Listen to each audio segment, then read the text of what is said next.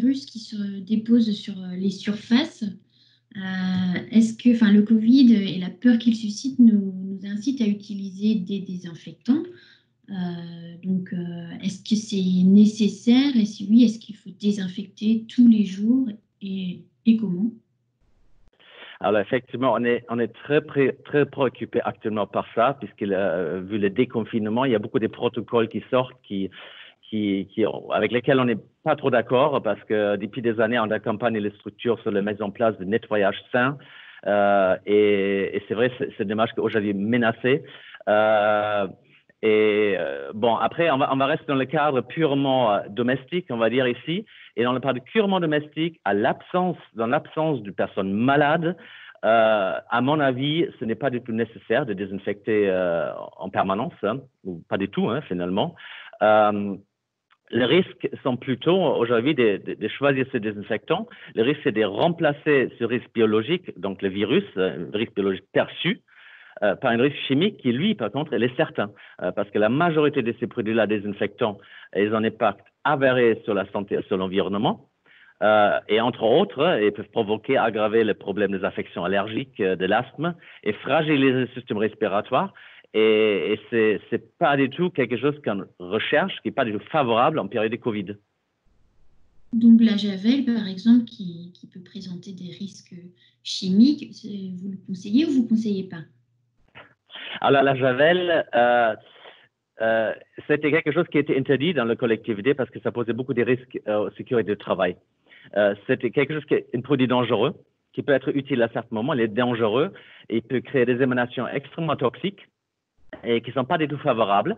Et en plus, il y a souvent une malcompréhension, une mauvaise utilisation parce que les personnes confondent nettoyage et désinfection. La javel, en fait, elle demande que si on met la javel sur une surface qui n'a pas été nettoyée auparavant, sur une surface qui a encore de la saleté, en fait, la désinfection est quelque chose de désactivé.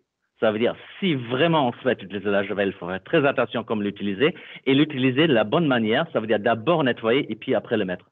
Du coup, la javel, au-delà de ça, la javel, pour moi, c'est un peu contre le virus. Je suis microbiologiste et basé sur ce qu'on sait aujourd'hui, utiliser la javel contre ces virus, c'est un peu comme utiliser un lance-flamme contre une moustique. C'est surdimensionné, sachant que ce virus qu'on appelle des COVID, c'est le SARS-CoV-2. C'est un virus qu'on appelle un virus enveloppé. Alors, ça veut dire, il faut imaginer, c'est un morceau de code génétique entouré d'une enveloppe de lipides et des protéines. Et cette enveloppe, en fait, permet au virus d'interagir et infecter les cellules. Mais c'est également cette enveloppe-là qui le rend aussi fragile. Alors, il faut imaginer ce coronavirus comme une boule de lipides ou des gras de taille nanométrique. Et si maintenant on prend simplement des savons, des détergents ou des produits à forte teneur tensioactive comme la liquide vaisselle, ce sont des produits qui sont conçus en fait pour dissoudre du gras. Et du coup, ils sont capables également de dégrader l'enveloppe de ce virus, en fait, à condition de le laisser agir un petit moment. Hein. Et sans cette enveloppe-là, le virus va perdre son pouvoir infectieux. Et du coup, c'est extrêmement efficace simplement de nettoyer. Ça, c'est le premier geste, nettoyer. Je dis bien, c'est dans la citation, il n'y a pas de personnes malades, tout le monde est bon à la maison. Alors, les mesures essentielles, par contre, sont ailleurs, en fait, parce que, comme on a dit avant, ce virus se transmet surtout par des gouttelettes ou par ce qu'on appelle fomites, ça veut dire, et se dépose sur des surfaces, et puis, effectivement, on touche la surface, et là, il y a peut-être une transmission. Ça veut dire, ce qui est important, par contre, aujourd'hui, c'est le nettoyage renforcé, intelligent, et on va surtout focaliser sur la surface qu'on touche. Là, on va nettoyer régulièrement, peut-être plusieurs fois par jour sur cette surface-là. Il y a un vrai risque. Et puis, on va insister sur le lavage des mains avec du savon, simplement 20 secondes.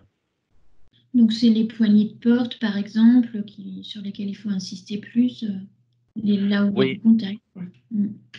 Ça, effectivement, des poignées de porte, des interrupteurs, le clavier, voilà. Et encore, il faut être clair, dans le foyer, on n'est pas très nombreux, il n'y a pas beaucoup d'échanges. Même là, les risques sont effectivement limités par rapport à une collectivité. Mais ce sont des points de transmission des virus qui sont connus globalement par une grande partie des virus qu'on connaît. En fait, ça représente au moins un minimum 80% de transmission, en fait, ces points de contact. C'est pour ça que c'est si essentiel. Alors, il y a de passer plusieurs fois par jour Et à la rigueur, moins nettoyer le sol, sauf si vous avez des enfants qui jouent sur le sol. Mais vraiment, ce point de contact-là sont extrêmement importants. D'accord.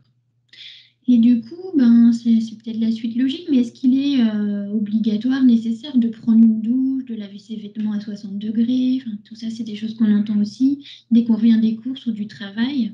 Est-ce que c'est nécessaire?